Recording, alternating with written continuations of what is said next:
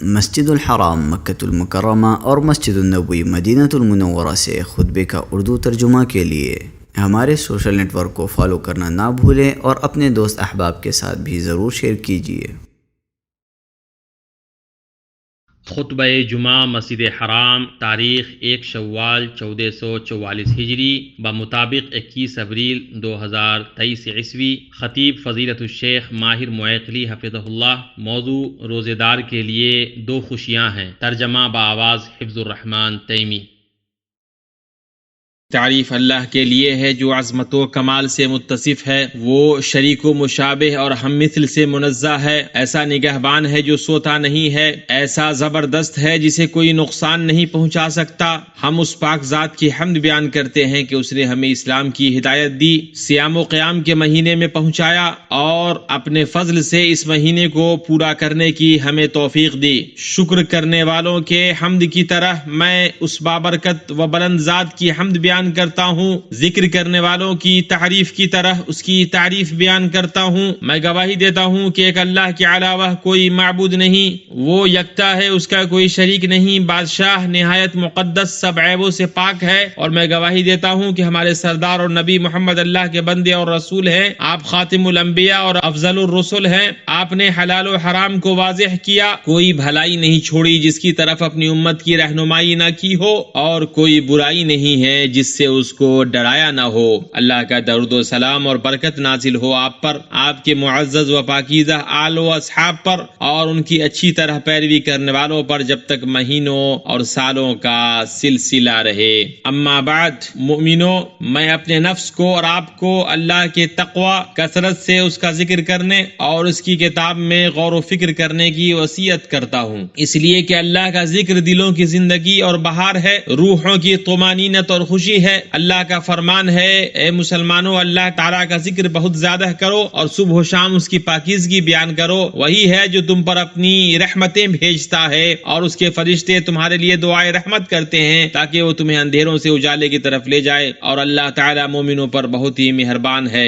جس دن یہ اللہ سے ملاقات کریں گے ان کا تحفہ سلام ہوگا، ان کے لیے اللہ تعالیٰ نے باعزت اجر تیار کر رکھا ہے۔ مسلمانوں، رمضان کا مہینہ اپنے فضیلت والے دنوں اور بابرکت راتوں کے ساتھ گزر گیا، اس حال میں کہ مسلمان صیام و قیام اور صدقہ اور تلاوت قرآن میں مشغول تھے۔ اللہ کا شکر ہے جس نے ہمیں اس کی ہدایت فرمائی، اور ہم ہدایت یاب نہ ہوتے اگر اللہ تعالیٰ نے ہمیں اس کی ہدایت نہ دی ہوتی۔ آج کے دن اے اللہ کے بندو، ہم عید کا خوشی و سرور کے ساتھ استقبال کر رہے ہیں۔ عید الہی شعار ہے، نبوی سنت ہے، نیکی اور صلہ رحمی، باہم ملاقات اور محبت، صاف دلی اور عفو درگزر کا موسم ہے۔ عید کی خوشی ایک مطلوبہ ضرورت اور پسندیدہ مقصد ہے۔ اس میں نفوس شفاف ہوتے ہیں، سینے پاک ہوتے ہیں، چہرے پر مسکراہٹ آتی ہے، اور دل میں ایمان کے اعتبار سے مومن کو خوشی اور مسرت ہوتی ہے۔ تو مومن اپنی ہدایت، رب کی اسماء و صفات کی معرفت، اس کے احکام کی بجاوری اور اس کی ممانعتوں سے بچنے پر خوش ہوتا ہے۔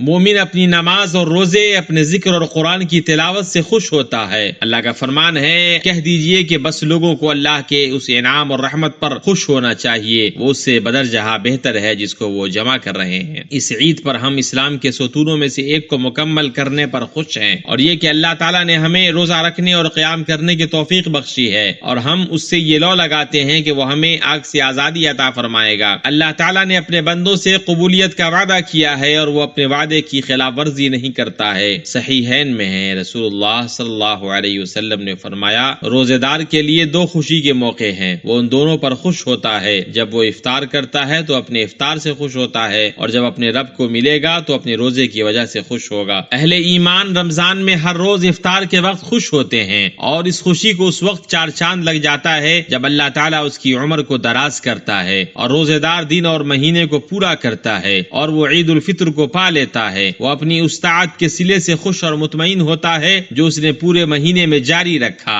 جہاں تک سب سے بڑی خوشی اور سب سے بڑی نعمت کا تعلق ہے تو یہ قیامت کے دن کی مومن کی خوشی ہے جو اسے اپنے رب سے ملاقات کے وقت ہوگی، جہاں اللہ تعالی نے روزے کے ثواب کی مقدار اور اس کی نیکیوں میں کئی گنا اضافے کی ضمانت لی ہے۔ صحیحین میں ہے، رسول اللہ صلی اللہ علیہ وسلم نے فرمایا، ابن آدم کا ہر عمل بڑھایا جاتا ہے، نیکی 10 گنا سے 700 گنا تک بڑھا دی جاتی ہے۔ اللہ تعالیٰ نے فرمایا سوائے روزے کے، کیونکہ وہ خالصتاً میرے لیے ہے اور میں ہی اس کا بدلہ دوں گا۔ جب اللہ تعالیٰ نے انعام، تحفہ اور نوازش کی ذمہ داری لی ہے تو جان لو کہ اس کی کوئی انتہا نہیں ہے۔ اس وقت بندے کی خوشی ختم نہیں ہوگی اور ایک کے بعد ایک خوشی آتی ہی رہے گی، اور جان لو کہ اس کی کوئی انتہا نہیں ہے۔ اس وقت بندے کی خوشی ختم نہیں ہوگی اور ایک کے بعد ایک خوشی آتی ہی رہے گی۔ چہرے کے نور اور رونق کی خوشی، رحمان کے عرش کے سائے اور اس سے ملاقات کی خوشی،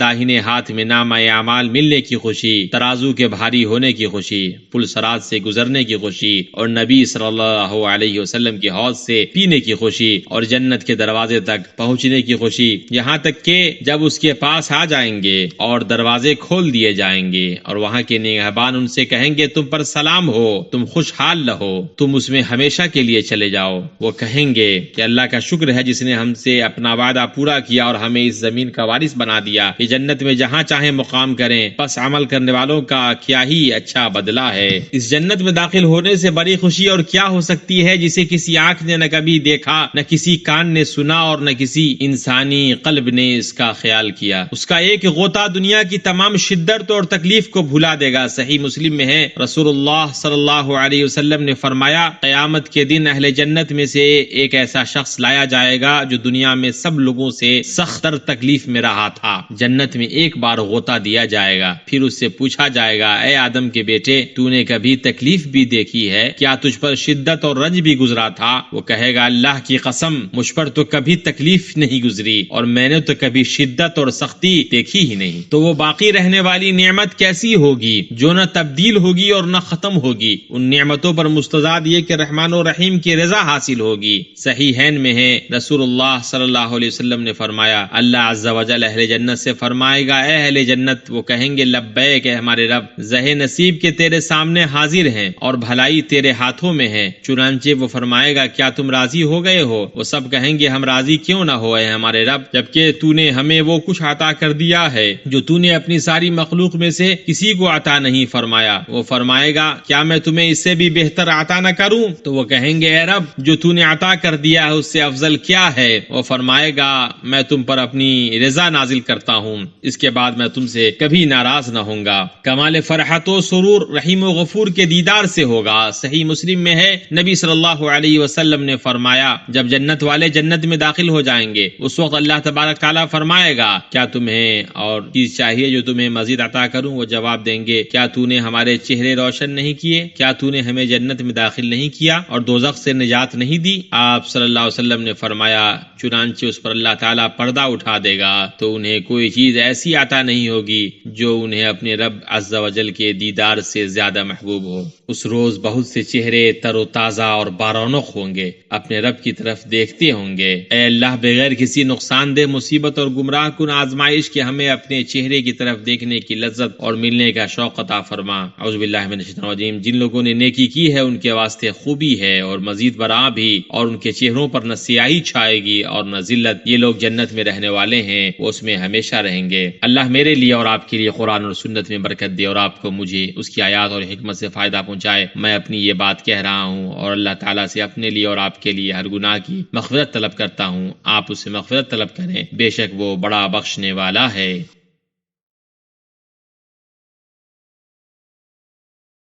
ہر طرح کی تعریف فضل و احسان والے اللہ کے لیے ہے جس نے ہم پر روزہ فرض کیا اور اسے ڈھال بنایا اور جنت تک پہنچنے کا راستہ بنایا۔ میں گواہی دیتا ہوں کہ ایک اللہ کے علاوہ کوئی معبود نہیں، وہ یکتا ہے، اس کا کوئی شریک نہیں، عظمت و عزت والا ہے۔ اور میں گواہی دیتا ہوں کہ ہمارے سردار اور نبی محمد اللہ کے بندے اور رسول ہیں۔ نماز پڑھنے والوں، روزہ رکھنے والوں، اپنے رب کا حکم ماننے والوں اور استقامت برتنے والوں میں سب سے افضل ہیں۔ اللہ کا درود و سلام اور برکت نازل ہو آپ پر، آپ کے آل و اصحاب پر اور ان کی اچھی طرح پیروی کرنے والوں پر، اور بہت زیادہ سلامتی نازل ہو۔ مومنو، عید پر خوشی، مسرت اور جوش و خروش کے مظاہر عام ہونے چاہیے۔ اپنی عید کی خوشیاں منائیں اور یاد رکھیں کہ دینے اور نوازنے کی تمام شکلوں اور صورتوں سے دینے والوں کی خوشی، مسرت اور نیک بختی ملتی ہے۔ اللہ تعالیٰ کو سب سے زیادہ پسندیدہ اعمال میں سے وہ خوشی ہے جو تم کسی مسلمان کو پہنچاتے ہو۔